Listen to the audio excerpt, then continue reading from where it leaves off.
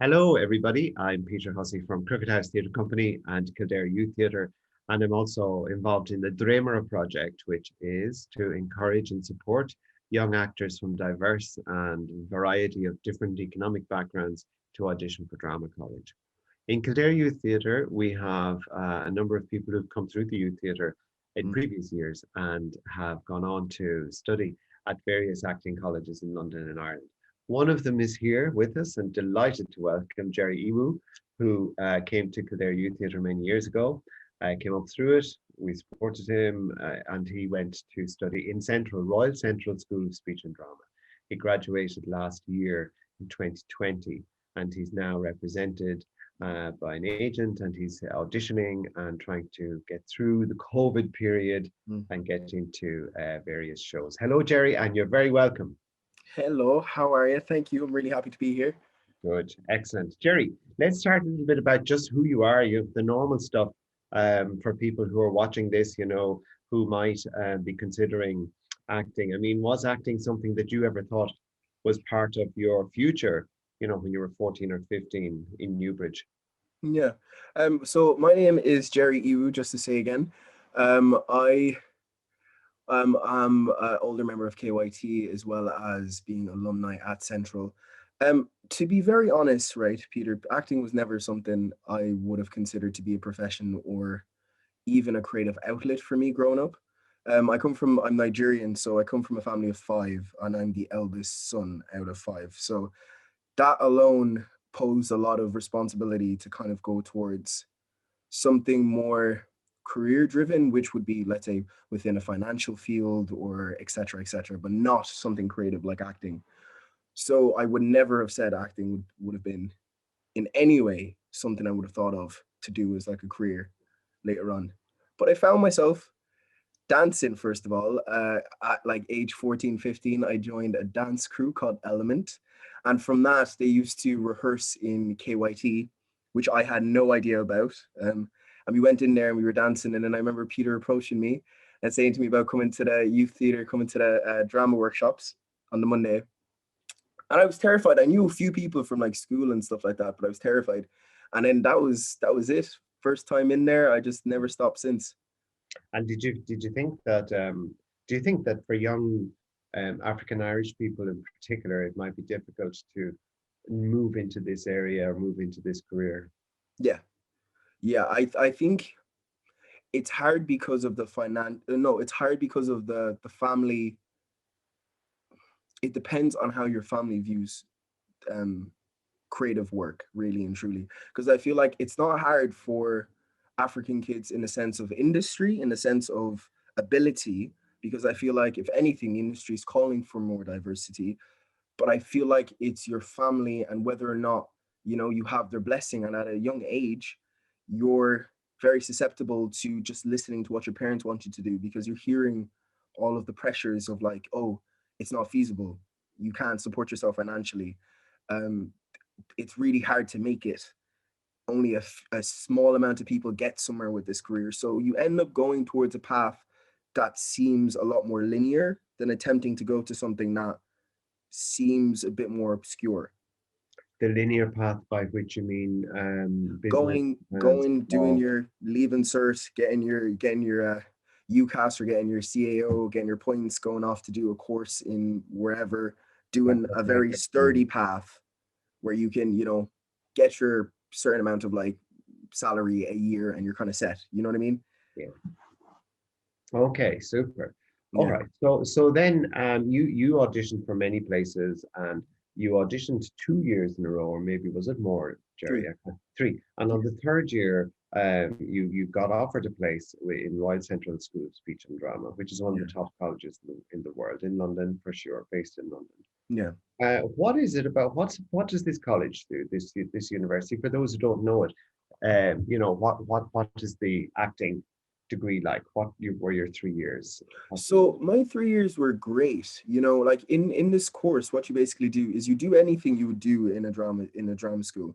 So you're going to have a lot of movement. You're going to have a lot of voice. You're going to have a lot of script analysis. You're going to be doing your Stanislavski. You're going to be doing your Meisner. You're going to be doing your Chekhov. And the thing is with Central that I feel like other courses may not.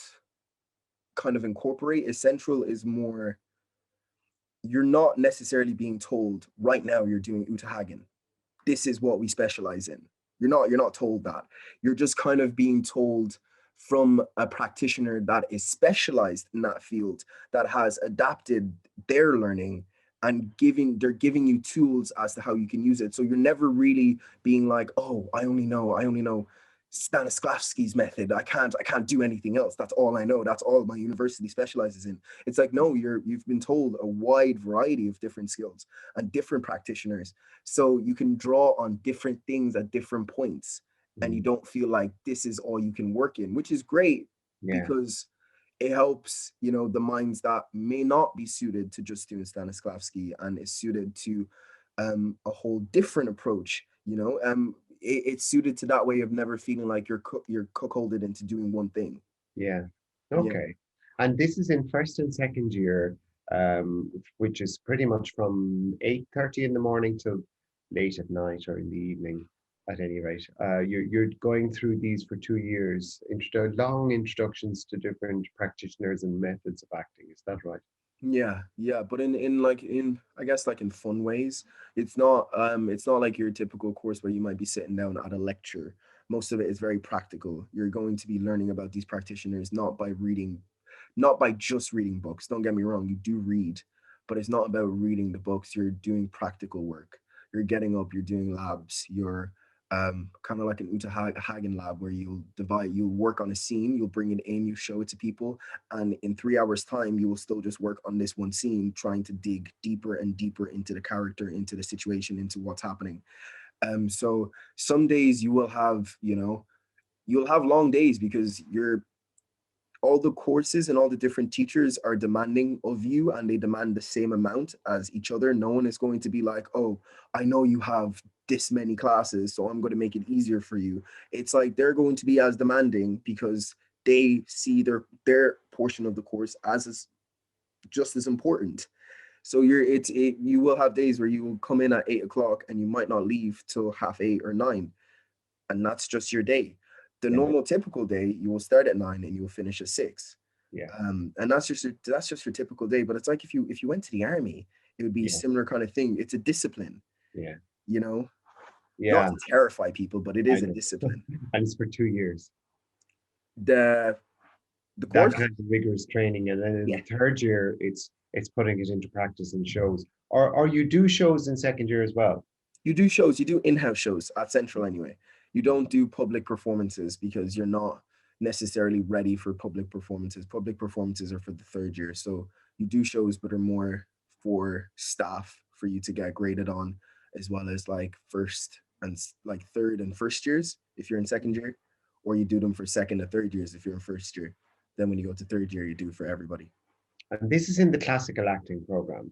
Yeah, yeah, yeah. Because there are, let's tell them that there are three, aren't there? Yeah, three different strands, three different courses. I think my course leader is saying they're three different courses rather than saying three different strands. They're very separate. They operate very separately. They never really intersect or mesh. You have like collaborative device theater, and then you have musical theater, but they're three different And classical courses. acting. And then you have acting, classical acting, yeah. Mm. But not classical acting in relation to people that might be thinking it's Shakespeare, but it's just your standard conservatoire acting route. Okay, Yeah. okay. And in how many people are taken on to that particular course of Of course. classical? In my class, there was 20. There's Mm, 20 of us originally, and then it got dropped down to 18. mm. Yeah. So And that would be from 5 or 6 thousand to audition, no? yeah, something like that. About five or 6,000 applicants that audition. And then you go through, I went through, you go through 2 rounds in the one day. So you do your first and your second round the same day, and then you go and you Mm. have a third, you have another day where you have your final round, and in that final round it gets broken up into a last stage, and then you have the interview stage. That's what I had. I Yeah, don't know what other people had. and it's slightly different with Zoom, with being on Zoom, and how that has changed the landscape now. Yeah. But is there, would you say, out of those 20 people, there must be something that all 20 have in common, Yeah. or that is there a sort of a central student, if you know what I mean?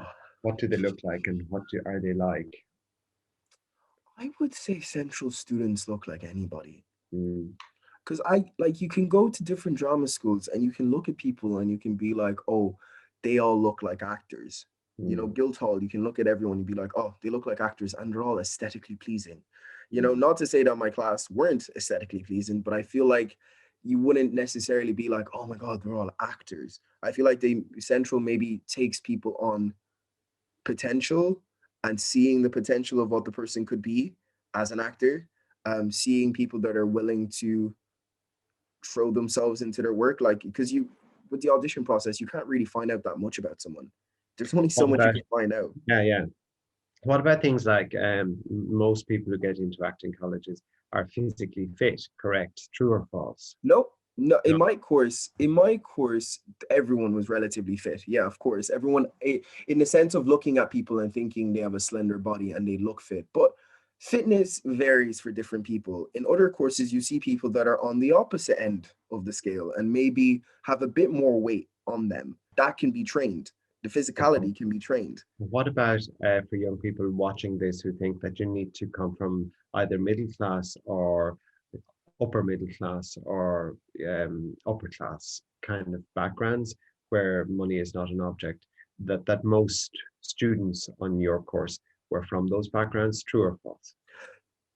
Some Mm, kids, some people from the course of course were, but not all of us. I don't come from, I come from a middle class, and like, you know, when I was going to drama school I would have even said like a lower middle class background, and mm, I still managed to go to drama school and my parents were able to, you know, luckily enough for me, they were able to assist me financially for my first like 2 years properly with like rent and, mm. you know, living expenses and everything. um as well as like Peter, you helping me out as well, you know what I mean, like how I that was the assistance I was getting from people, how I was supporting myself. I at a time was like promoting, so I was outside in the cold getting people to come into clubs, You had doing a stuff like job that. basically. You had a part-time job. Yeah, basically a part-time job. But the thing is, right, it's a tricky thing because obviously finances help, you know, they help. You don't have to think about anything else other than you just focusing on your course. There are schemes and there's scholarships out there. There's not enough scholarships in my opinion, but there are scholarships out there for first years. All I would say is if you're going to drama school and if money is a constraint, it's just be clever with your money as much as you can be. Be smart about your money, prioritize what you need to spend money on. But you don't need to come from that background to go to drama school. Of course not. You don't need that. It In the world, it's shown that you do, but you really don't. You really don't. It will be a bit trickier. So you have to be a bit more clever. But that's just me being very honest. Yeah. Okay. Would you say that the typical student who would be in Central would have a lot of passion, devoted themselves to acting? They were really, really talented. You were working with another 19 people who were especially talented and quick in terms of drama. That there was something about them all that made them a drama school student. Yeah, for sure. I wouldn't like, I think like a typical like a drama student, if I were basically, if I were to give someone advice before they got into drama school or while they were auditioning, I would probably say to them, the best thing for you to do is to get into a habit of maybe like of reading plays. First of all, reading plays, using your using any platforms to be able to watch productions, whether it be like watching TV shows, that's very good too. Watch what's relevant. Watch if you can go into the National Theatre, watch as many plays you can see on NT Live at home as you can. Young Vic do the exact same thing. I would say read as many plays, and this will help you in your understanding of what you're about to go into, because what you're going to go into is 3 years of intensive work, looking at pieces of work, trying to understand what the author meant and the writer meant when they're going and creating these worlds. And then you have to look at it as an actor and how you can bring yourself to these worlds. And the best you can do is if you can go into worlds where you would think are so away from you that you have no clue what's going on. That is amazing, because that before you go into that creative process, you will already have put yourself into a state of thinking of worlds that are outside of your own kind of kinesphere. You know what I mean? So that's one thing. Work out, go running. Don't do gym workouts, because gym workouts aren't good. They put you into a mentality of like pushing and using excessive force, and basically you're tightening up your muscles and you want to be free, you know? So I would say if you're working out, go on jogs, do things that are more towards cardio, look at your breathing. I would say start breathing, meditate, 5 minutes a day. That will help you majorly when you go through drama school. Why? Because it can get very intense sometimes. And if you know how to take out 5 minutes to center yourself, bring yourself back down from wherever you may be going, that's invaluable, because you'll have moments that are just so difficult at times. And the best thing for you to do is just learn how to just quiet yourself down and not fly away, but be grounded. So I would say that for sure. A typical day at drama school would kind of consist of you coming in the morning. You will probably do movement, or you do some voice. So normally your morning will consist of warming up your body in some way, warming up your vocal cords, warming up your instrument, moving about, doing some movement classes. And let me be honest, the movement classes can be hectic. You're doing seemingly small movements, but they take a lot of energy. So this is why if you start doing cardio work, if you start doing strengthening work, push-ups and things like that are building your core, that will help you. I feel like yoga would help you majorly, because you do a lot of yoga as well. So yeah, you'll start off doing one of those things. Then you will slowly progress into voice, but the voice that you'll do is kind of then more pinpointed. Maybe you're working on a piece of text, maybe you're working on a form of expression through your voice that you're learning about in class. Um, and that's where you'll kind of go into. And then that will take you to about lunchtime. You'll have your lunch, and it's an hour of lunch. Then after lunch, you will start going into, let's say, you'll start doing sensory work. So sensory work is when you have like 2 hours of a class where you're literally trying to engage your senses. You're trying to replicate, or you're trying to produce the same sensations you feel when you eat an apple, when you go for the shower. So you're doing that for 2 hours, and that can be quite taxing, because you're using your imagination. You're trying to be connected to yourself. You're trying to feel things that aren't actually there. Then after that, you'll have 2 hours of maybe like something like script analysis, but it will be in the form of like, maybe if you're working on a piece of text at that point, it will be like you go in and you have like a bit of like a breakdown. For us, we were doing a play, so we would have like 2 hours with our head of the course, and we would break down a scene and just talk about what it means to break down a scene, where's the arc of the scene, um, where the different beats, what beats mean, and everything like that. So that's in first year. That's your typical day. Days will get more complicated and more complex, with more and different classes that are similar but very different as you progress through each term. Okay. That's And I basically. mean, there's a wonderful range of things like stage combat and Yeah, period dancing and so on. yeah. That's super. Loads of things. So do you recall what it was like when you auditioned, and why do you think you might have been selected? What did you bring to the table to get in there? I remember. So like I said earlier, I auditioned for 3 years, and each year I got into final recalls, but I hadn't gotten in. So I think the third year auditioning, going back to being like the first kid out of five and everything like that, my parents were putting a bit of pressure on me, and I was putting pressure on myself. So I was like, look, this is the last year I can really audition. Like, it's either now or never. And I remember as the year was going out, I got in like a second round of Guildhall. I was like, this is going great. And then a sea of nothing. It came to Lambda, nothing. Rada, nothing. I didn't get past the second round for Guildhall. I was like, Jesus Christ, this is just the worst year I've ever had. Um, and then Central came round, and I got past the first round, and I had the afternoon. And in the afternoon, I remember kind of the similar mentality I had from the second round. And then the final recall was, before I was quite friendly, before I was quite bubbly, I was quite like, da da da da da da da da. I love meeting new people. I love talking about the audition process. This time, I found myself not being as open, not being as talkative, being more kind of focused on what I wanted to achieve, because the stakes were higher for me. I needed to get in. So in the second round, it was a really fun workshop. Um, I remember the auditioner just put me through my paces, and I love that. I love being put through my paces when I'm acting. So she just put me through my paces, and I remember just going to this place when I was doing Macbeth, and it just worked to the point where you've gotten to the final recall. You know when you've done it, like not in a cocky way, but you know when you have gone somewhere that you haven't gone before, and other people feel it. It's like a reverberation. You can feel it in the room. So in that, it was great. I came out of it feeling like amazing. Waited nervously, found out I got to the final recall. That was amazing. And then when I went to the final recall, it was just like I really didn't make friends. I was not there to make friends. I was there. Elliot was there. And I think Elliot was the only person I was talking to. Everyone else, I just wasn't there to be making friends. Like I sat there, just stayed focused on what I had to do. And I think the thing that just made me shine was because when, luckily enough, they were like, "Oh, where are you from?" I was like, "Nigeria." They're like, "Why don't you do this in your accent?"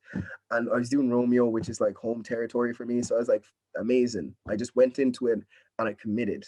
And that's the biggest thing I'd say is if you commit wholeheartedly, if you really bring yourself to that place where you're like, I just want to really inhabit and live in this world and I want to make some choices. And even if they're wrong, I would rather give 100% than give 50%.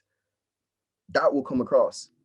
And they will probably go for someone that they see isn't afraid to fail than the person that decides to play it safe and doesn't expand. So that's commitment is the Super. strongest thing. Commit. Yeah, super. That's super advice, I think. Mm. Is there anything you would say to young people who are starting their journey into auditioning? This video is essentially for them. It's got a focus on Central, but Mm. we've got different videos for different schools. Mm. I would say breathe. I would say breathe, and I say cut yourself some slack. Like, please just take it easy on yourself. Give yourself a break. You know what I mean? Like, it's not the end of the world. No matter what they say, even if you get a yes, it's not the end of the world. It's not the beginning of the world. Regardless, I would say be true to who you are. Have fun because that comes across. You know what I mean?